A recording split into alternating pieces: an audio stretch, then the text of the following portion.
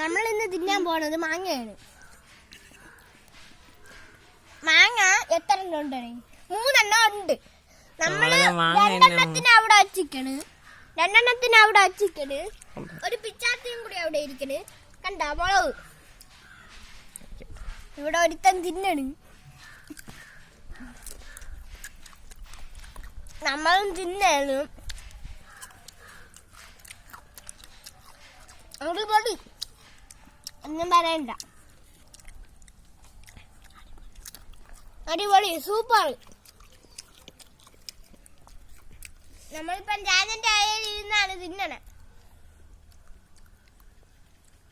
ഇതെന്റെ ചേട്ടൻ, ഇതും എന്റെ ചേട്ടൻ.